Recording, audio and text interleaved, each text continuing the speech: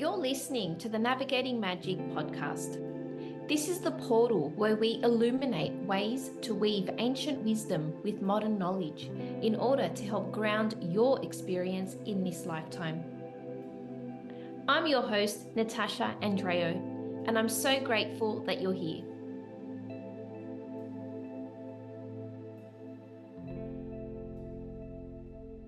Welcome back, everyone, to the next episode of the Navigating Magic podcast. I have the amazing Kira Sutherland here, who is a medical astrologer, naturopath, and nutritionist. Welcome, Kira. Oh, thanks for having me, Natasha.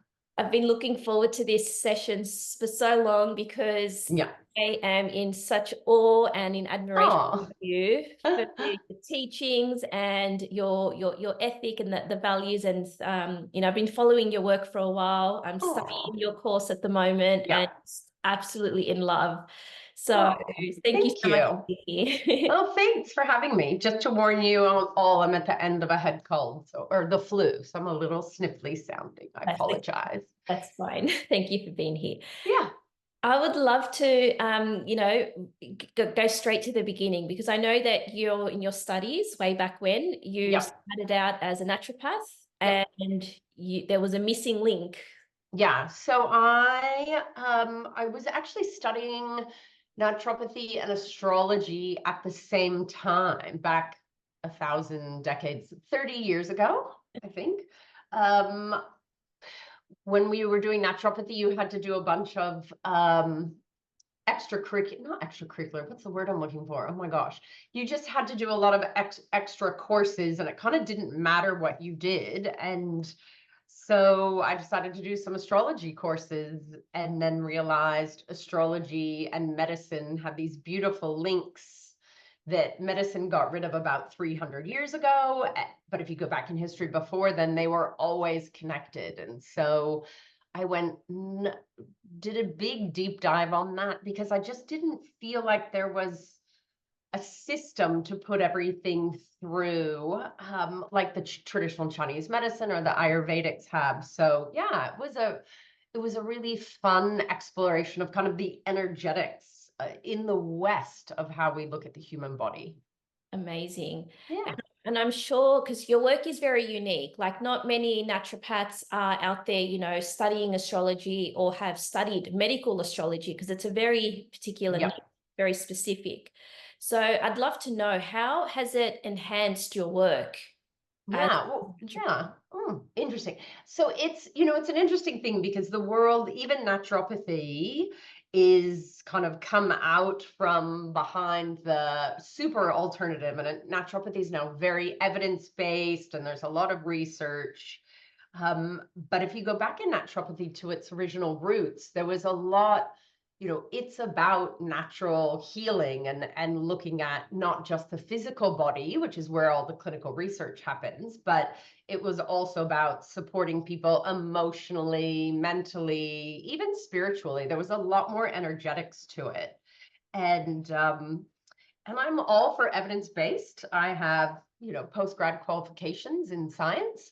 But to me, to just stay with the physical is not looking at somebody holistically, or the whole person, which is what all of natural medicine and naturopathy was meant to be about. So I have that sciencey side, but I've tried to stay and hold that energetic side of looking at people as well, because we know we're so much more than our physical. So that wasn't really an answer to your question, though. How do I combine them? What was the question? How has it enhanced your, with some of your clients? I can only imagine you've been able to, hone in and provide a little bit more specificity. I can imagine it be like a laser focus. Yeah, well, you have the opportunity, someone's going to present still with their ailments, right? I'm not a fortune teller. I'm not here to guess what the problem is with somebody. They're going to show up with a problem, but by understanding the medical astrology side, you're understanding kind of their body's energetics and flow, and where it just gives you this extra, it's like a tool to assess their constitutional strengths and weaknesses, and you can see which systems, be it cardiovascular or respiratory or immune, which of those systems might be more under stress due to, looking at, this isn't just sun sign astrology like what you read in the paper. We're talking about calculating someone's whole birth chart and looking at a whole swag of things. So yeah, it's almost cheating. It makes it so much quicker to hone in on underlying systems that get stressed. Or you can then see maybe, there's a beautiful side to it where even though there's a physical ailment, you can look at the emotional, mental, or spiritual kind of connotations to the that astrology. There's a lot of psychology, a lot of what people do astrologically isn't medical. It's more psychological, humanistic, how our emotions are working. And we have that whole side to play with as well, because so many of our ailments are emotion-based, stress-based, however we want to say it. So yeah, it lets you just see somebody from such a bigger holistic view. Amazing. Now, going back in history, I know, original medicine, how a lot of doctors, in order to receive their MD license, to practice medicine, they needed to have studied astrology.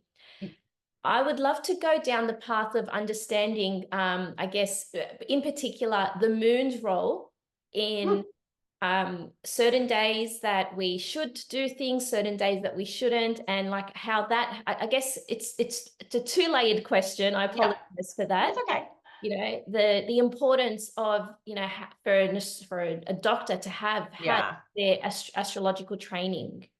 Well, look, until about 350 years ago, it was just considered very good practice to also be studying this. And it was taught, Galileo taught medical astrology at the University of Padua in Italy, which was, I think, our first Western medical university.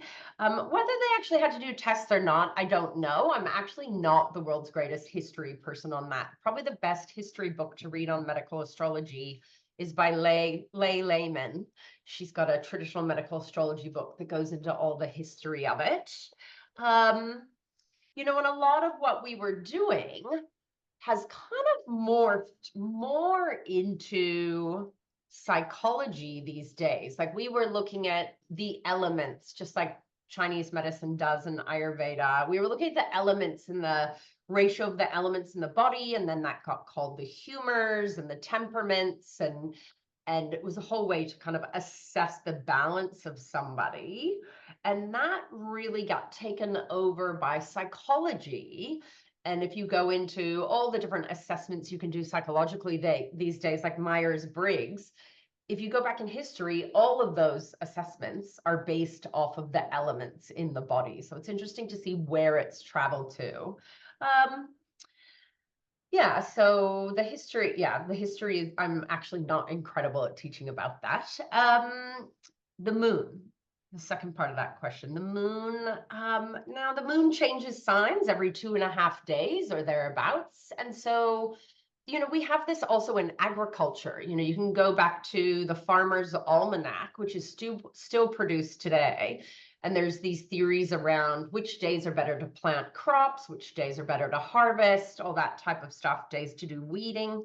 So you also have in astrology, whether it be medical or to do with anything, like, should I cut my hair today? Should I, should you have surgery? There's all these ways to look at what sign the moon is in for the energetics, like, is it stable? Is it changeable? Is there likely to be miscommunication? So in medical, we have the idea of some moons being more receptive or absorptive. Like it's better to give medicines when the moon is in, a water sign or an earth sign. Although I was having this conversation with my class the other day, I don't actually follow that very strictly, because if I want to give a medicine, I want to give a medicine. I'm not going to wait 10 days till it's the right moon. but we can also then look at planetary hours. So we astrologically divide up every hour, hour and a half. It actually changes, and there's apps you can use to look at this, where you every few hours, the rulership of the hour changes to a different planet. So you can, whether it's, making medicines, giving medicines, you can play with that. Was that what you were wanting to know about? Yeah. Yeah, I think, it's like the full moon to the new moon. You hear about everybody doing rituals and the new moon, or today, I know it's not the day you're going live, but today is actually the solstice, right? So we just had the beautiful change. If you're in the Southern Hemisphere, we're going into winter today, Northern Hemisphere summer, and the sun just moved into Cancer. So yeah, there's always auspicious days to do things or not, or better days to start doing things. A lot of people use lunar energy. New moon to full moon is a great time to build and create and push forward. And then you have that culmination of the full moon, and then full moon to new moon is that releasing, resting, don't push as hard. And I do use that a lot with clients, whether it be weight loss or exercise. Not saying they don't exercise in the second half, but you push harder in the first half of the month. So yeah, oh my God, I play with the moon in all kinds of crazy ways. Yeah. It's amazing. I guess so many people, they wouldn't think twice about this, but once you start attuning to these frequencies and energies, you start to see the results be a little bit more nuanced. Yeah. And it's not, and I don't preach or teach by any means you need to live your whole life by this. I definitely do stuff not congruent with these, but it's amazing to sit back and look at the rhythms and how much easier some things are when you do try to do an alignment. I think one of my other favorite ones, which is a bit beyond just the moon, is the planetary days. So the days of the week are actually named after the planets, and a lot of people don't realize that. So Monday, or lunes in Latin or Spanish, I'm not even sure what I'm using. Luna, it's the moon. Monday is the moon, Tuesday is Mars, and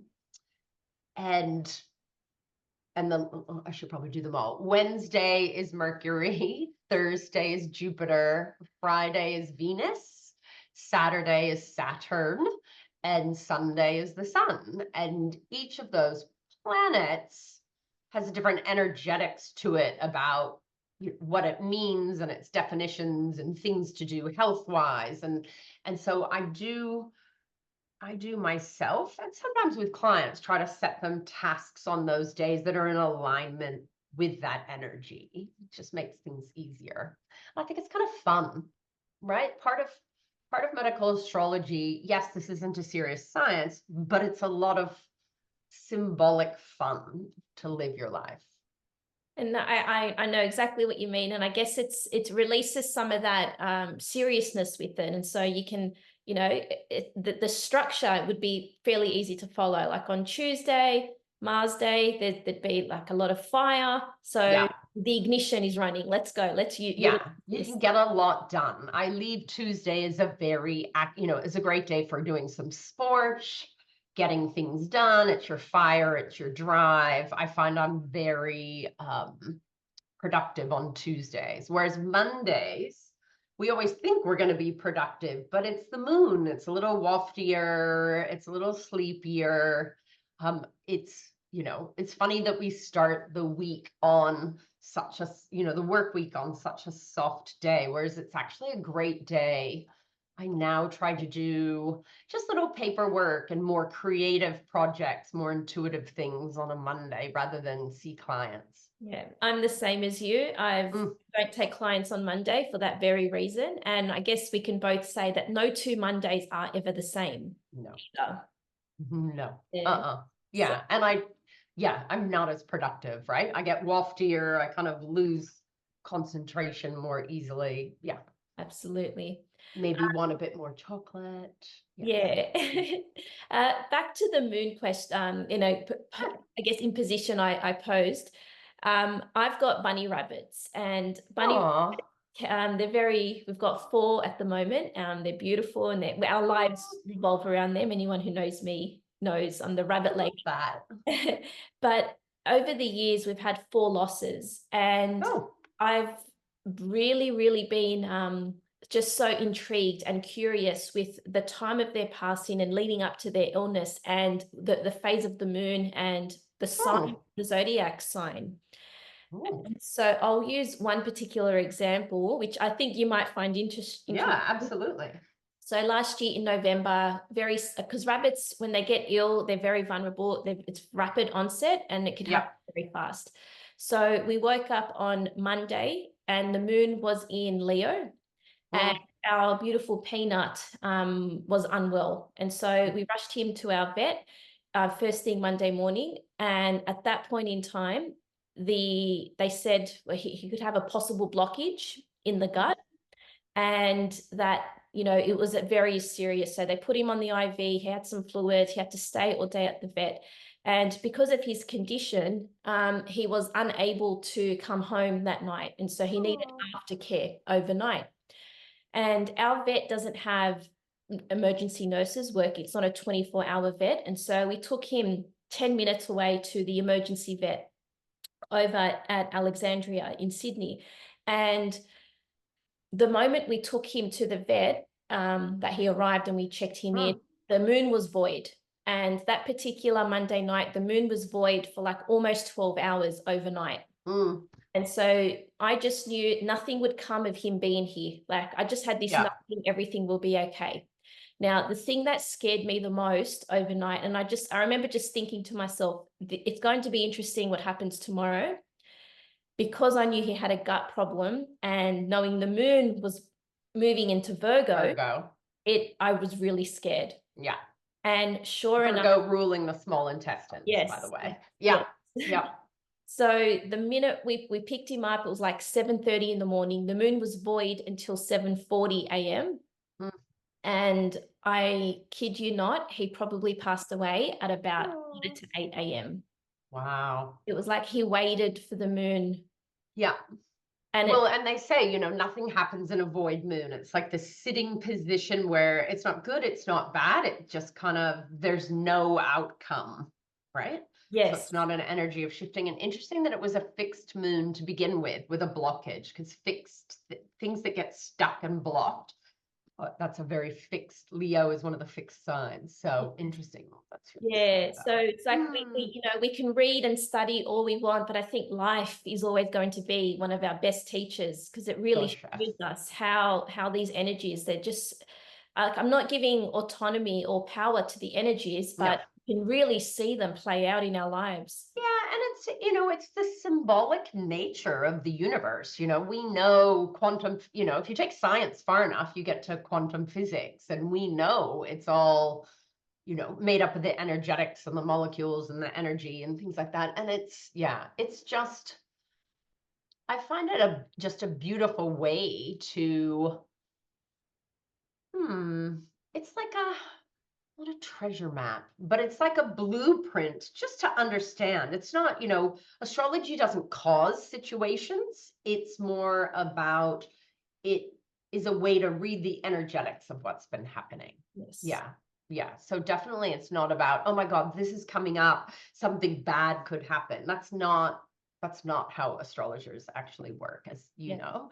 But for your listeners, it's more about what was the makeup of the energy happening and what transpired that just kind of followed that groove. I think that there's a good line that says something along the lines of, astrology does, the planets, they don't impel, they compel. And very true. In the same way that, you know, if you're walking along and then you see a feather, like you interpret, and we give meaning to what this feather means for us, in the same way to understanding the planets and where they sit in our birth charts. Well, and I think that's what most humans, you know, when you get down to it and you look at the psychology or, you know, sociology even, you know, we are looking for meaning. We're looking for, you know, what it's all about. And it just gives you a different alphabet to interpret what's going on. Absolutely. Yeah. The thing that I find intriguing is that, like, some people, they're born and, you know, they live a moderately, you know, I'm using the term loosely, like a healthy life. And then it's, you know, we blame middle age. But I think like, I'd love to touch on Chiron and that Chiron return around 48 to 50 years old and how that plays a role in people's lives. Yeah, that's a great question. So, would your listeners know what Chiron is already? I have discussed Chiron in the past, so okay. I hope so. So Chiron, you know, he was this incredible healer. He was the centaur, so half man, half horse. And he oh my gosh, was this incredible healer and teacher of other people. So he taught medicine, he taught archery, he taught warfare. He kind of was the teacher's teacher, or the ultimate mentor. But then he actually got injured himself with an arrow from a demigod that would have killed a mortal, but because he's immortal, he doesn't die, but he can't fix this wound. So even though he's this incredible healer, he can't fix his own wound. And that's not a failure. It's just a fact of living with a situation. And yes, he probably became a better healer because of it. But if you go back in the mythology, he actually was already a healer. So it's not like he became a healer from that accident. But Chiron in medical astrology is really, you know, in regular astrology, we talk about Chiron for like, oh, it's a childhood wound or a wound you've come in with, or something happened when you were young to cause this, you know, I'm very cautious about using the word trauma. I'm going to say trauma with a little t, trauma, but for some people there's trauma with a big T, but some issue that happened growing up that has really influenced you, and you will always have big scar tissue around that issue. So it's something we always need to be working on that we can't fix, but in working on it, we often become much more whole or aware of it helps us grow our strengths. I hope I'm explaining that okay. In medical astrology, Chiron is often involved in physical ailments, not always. And Chiron returns. So when Chiron has gone all the way around the chart, it returns at 48 to 50 in the chart. For a lot of people, yes, middle age, but it's a real, I'm not saying ailments always happen, like not everybody's going to get cancer, going to have, you know, some big thing like that, but a lot of people experience big health challenges at that time. And I often think it's if people aren't, I mean, it happens for not, how am I trying to explain this? Sorry, my brain is still a little bit fuzzy from the flu. It's people, the ailment often asks us to sit still and sit in our illness or in our pain or within this issue to kind of look at it and process through it. Not that we can make it go away before we kind of have that. Not that 50 is actually halfway through life, because most of us will not live to 100, let's be honest. But I find it's like a recalibration where if you're not listening, the universe slows you down so you do listen and make adjustments. That's probably took a while to get there. I find a lot of people, for a lot of women or people who menstruate, it's perimenopause, menopause, and that for a lot of people is not just a psychological readjustment on how we feel about ourselves, but physically is a chaotic 5 to 7 years where your body is doing a lot more changes than you thought were going to happen. I find there's a lot of fatigue with Chiron. Some people get chronic fatigue. Some people just get illnesses where they're very tired for a while. There's a real, yeah.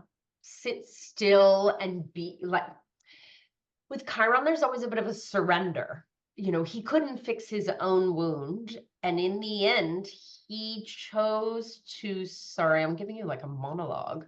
Chiron chose to surrender his immortality and to die rather than to live in pain. He gave his immortality up for a different immortal that was also in pain. So that guy could be out of pain. So there was this like sacrifice of self and a surrender of his power to move to that next level or that next phase. Do you want to add anything to that? I've really rambled a little bit.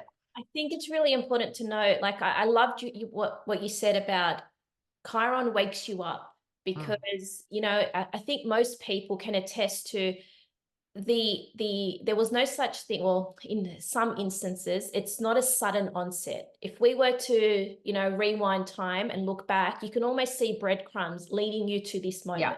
Yeah. There were clues, there were hints, and because our lives are so busy, we're almost on autopilot, running through our days, day by day, and we say time is flying, you know, time, you know, on and on, that we weren't listening.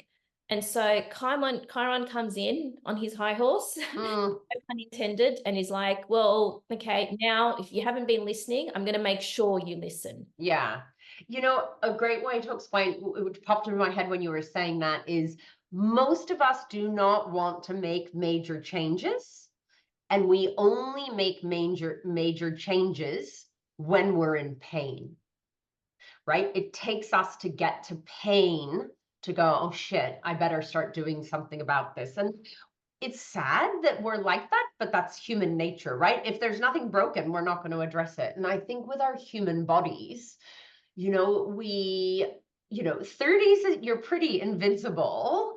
40s, if you're taking okay care, it's pretty invincible. But once you're at that 45 to 55, how well you've looked after your physical form starts really showing up. Yes, there's bad accidents and bad luck and genetics and situations where you don't have enough money for certain treatments or certain foods, but in general, you start paying the piper. Is that a term I should use? You start paying the consequences of what you have or have not done for your physical or mental form once you kind of hit those mid 40s, and that Chiron really comes in and turns the dial up to make sure you're paying some attention.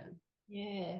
It's amazing. And I guess people on both sides of the coin, like under 50 or that 45 range, and then over 55, we can both, on both sides, you can work with Chiron. Because I think Chiron is not to be feared. It's not something that we should resist, because the more you resist something, the more it shows up. Well, and they talk about it being where your greatest, they say where your greatest wound is also your genius or your greatest gift. So it's not always, the gift is not perfect health coming back, but the gift is the learning about yourself and self-acceptance. And there's just a different, I mean, I can say this now, I'm 55 this year, right? So I've been through my Chiron return. There's a readjustment of who you are at Chiron return. And the things that you thought were important become a lot less important. And it allows you, that sitting still or being in pain or having to make your changes allows you to distill what is really important and what matters and be a lot clearer about it. Amazing.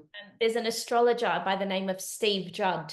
He's from the UK, and he has this line where he says, I'm going to tell you that 40s is your midlife.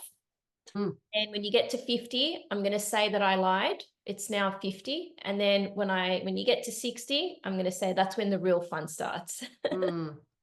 Yeah, I mean, and so many people you talk to do talk about how much more liberating life is once you're not jumping through the hoops of society so much from your 20s, 30s, and 40s, and you're settled more into, There's somewhere in your 50s where you start realizing, wow, I'm lucky to have made it this far, and every year is precious. Like there's a different preciousness to about every year once I think you've been through that Chiron return.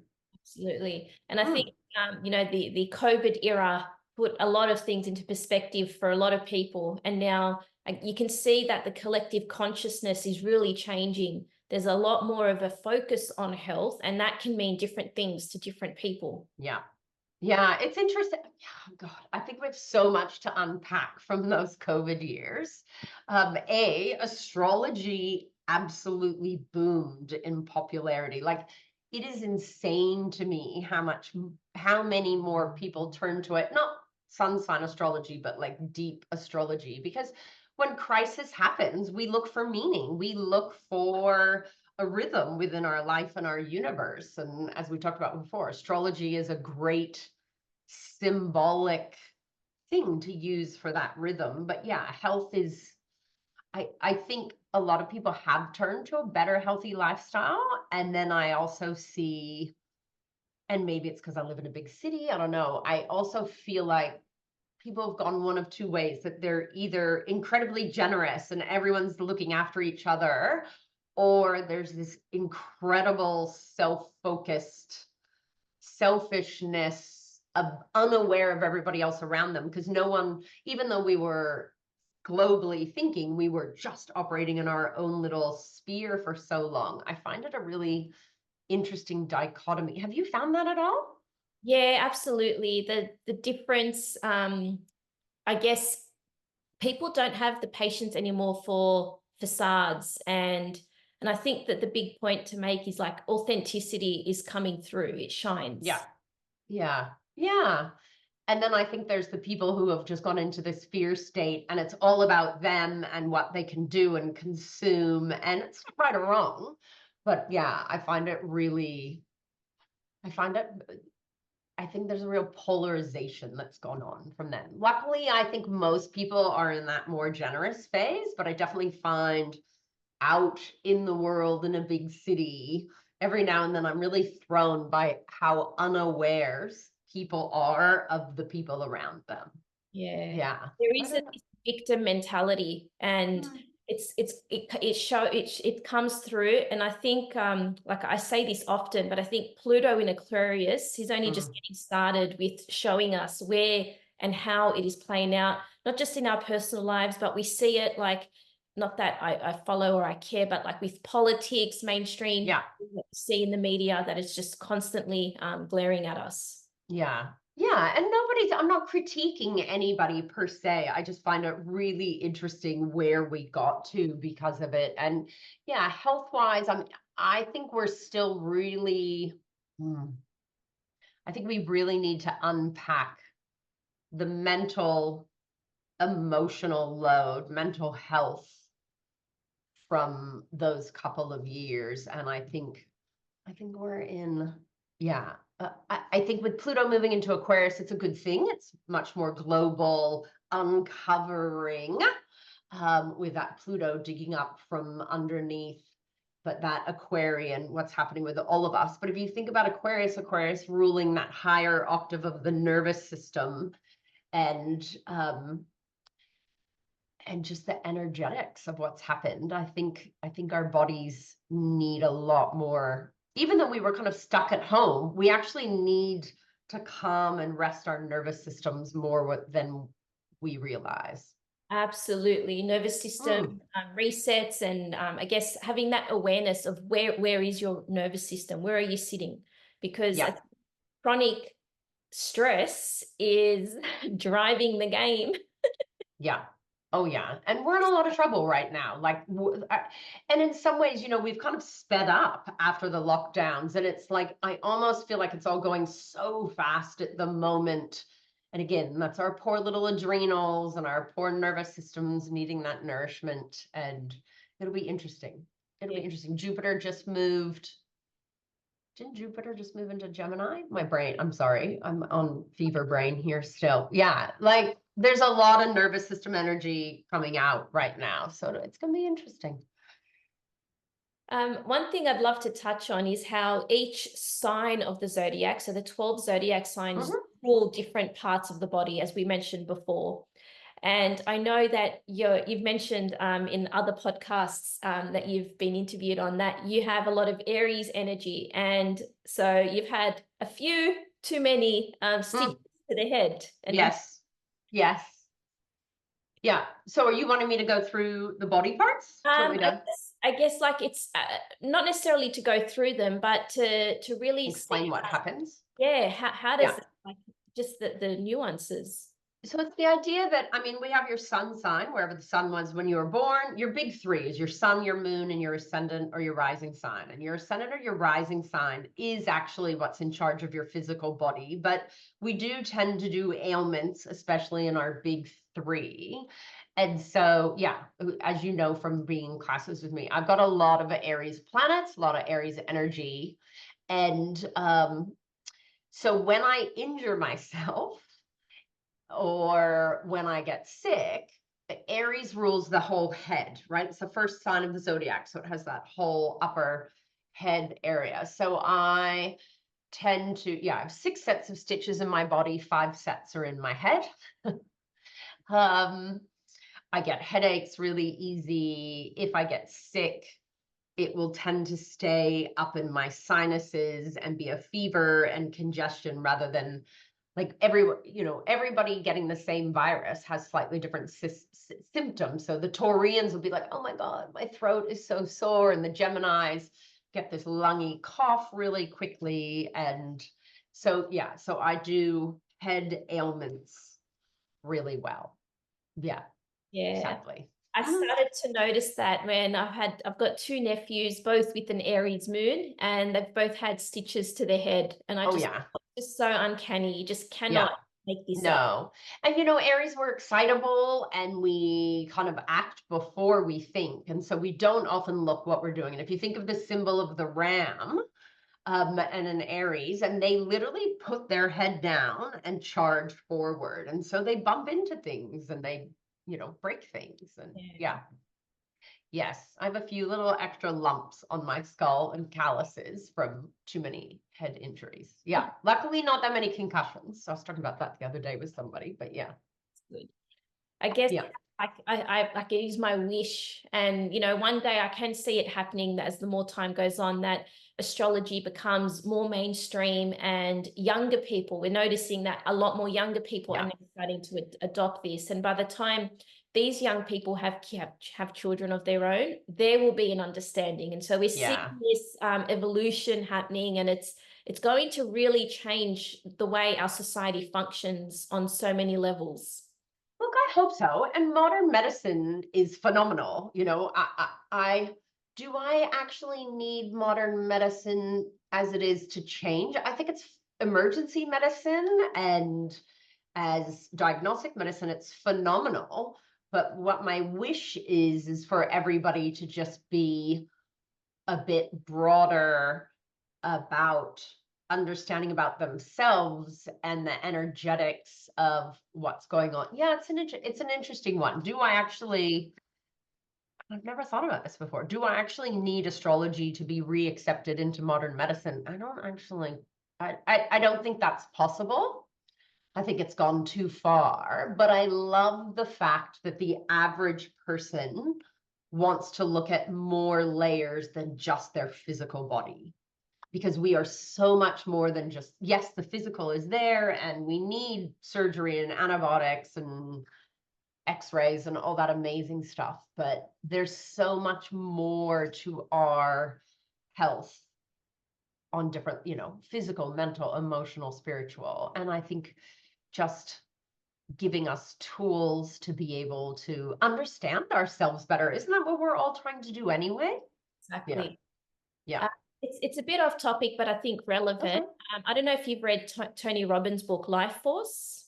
Oh, I haven't read that one. I've read some of his other ones. Yep. Yeah, it's a really good book. It just talks about is he going more spiritual? Yeah, exactly. Oh, I didn't know that. Yeah, just some of the more innovative technologies and the most current and up-to-date systems and implementations that modern medicine has.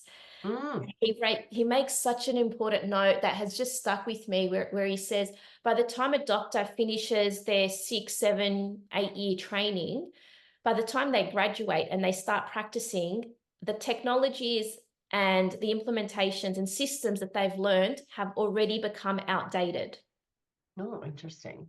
And so then by the time, they start working, they're obviously paying off all their debt to the college and the universities, and they would accrue so much that they don't have the time to then go back and restudy some of the things. And it's just this ongoing loop. And it just made me put things into perspective about, the types of practitioners you see.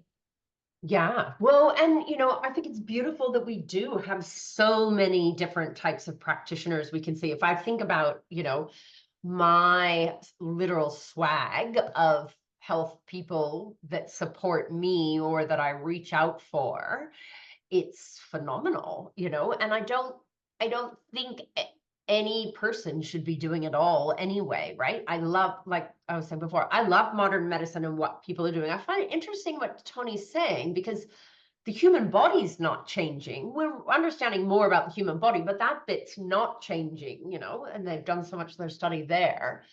But yeah, oh my gosh, I have so many practitioners I see depending on what's going on, be they energetic or physical, or I think that's the beauty, is that we don't, but there's not just one way, right? And it's interesting, everyone's idea of scope of what they're willing to see. I'm born from two scientists, and my dad literally will only stick to modern medicine, right? I don't even think he's ever had a massage. He's got a back, he's 87 and he's taken really good care of himself, and he loves nutrition, but that's his alternative. As he's never allowed me to give him herbs or anything like that. And he's got a back problem now from a disc, and it was like, acupuncture would be an amazing thing for this pain. Oh, I don't know, I'm not sure Harvard Medical School says that that's legit, and even though it's been around for like 5,000 years, but everybody has their different comfort zones. He sounds like a very someone with a lot of fixed energy. Traditional energy. I'm going to give him a Capricorn traditional energy. Nice. Is what I'm, but and that's all right. That's his paradigm of what he's chosen to be comfortable with. But I guess what, practicing such an like literally alternative style of assessment, because it's not diagnosis. I'm not diagnosing anything. I just wish we would all stop. I'm going philosophical on you. I wish we would all stop critiquing each other and just kind of go, you know what? There's all these different things for different people, and what works for one's not going to work for another, or just, mentally, emotionally, I just wish we would stop beating up all the other modalities. That's such a good point to make. Yeah. There's beauty in everything. And the more, I guess, it's honoring people where they're at. Yeah. And some people are not ready to take the leap, and that's okay. Yeah, absolutely. Or they've just never been exposed to it, or never had that need. And it's always exciting when someone kind of wakes up to more alternative stuff and has big shifts, or, helps their health in some way. That's always really exciting. Absolutely. And I think, like, we can see, I guess, making observations with the North Node in Aries and the South Node in Libra at the moment until early next year. People, the one thing that, like, the most obvious thing for me is people outsourcing their own power. It's like, I've just noticed that it comes up often. People need external validation. They need answers from outside of themselves. And I think the North Node in Aries is teaching us that you have the answers inside of you. Because a lot of the time when you either see someone or you receive answers from outside of you, it's like, oh, that's what I was thinking all along. The answers, and it's just a shame that we need that external validation. Well, we almost as a society don't teach that, do we? Right? We don't, yes, experts are experts and they're amazing that they're there when you need them, but we don't teach people that trust as often. And with the Aries North Node, I think a lot of people are discovering things about themselves and learning how to take better care of themselves rather than depending on others to also fix things for them. I think there's that, I mean, that's kind of what you just said, but especially with health, North Node in Aries is about learning what you need, not what other people tell you you need, right? And owning it, but also owning that you're in charge of your own health. And I think that's, you know, as a complementary medicine practitioner, that's what we're always doing, right? It's like genetics is, you know, they say genetics is the gun, and then your health and lifestyle. That's a terrible analogy, actually. I'm not going to use that. But, you know, genetics is only 20% of the game. 80% is accidents, what you come in contact with, but also what you do. And people, you know, health is exhausting and a lot of hard work, a lot more hard work for some people than others. But we have to own it, you know, and I think we're coming to that, right? And I hope we are. Oh, absolutely. On that note, can you please let the listeners know where they can find you, what courses you have offering? Because I can highly, highly recommend learning from Kira. You're an amazing. I love teaching. Teaching is one of my big things. So my website is, and my Instagram account is astrologyofhealth.com. Is my .com? Yes, .com. So I do see clients, but I have a really large wait list at the moment. So that's not a good option of how to get a hold of me, but there is a wait list people can sign up on my website.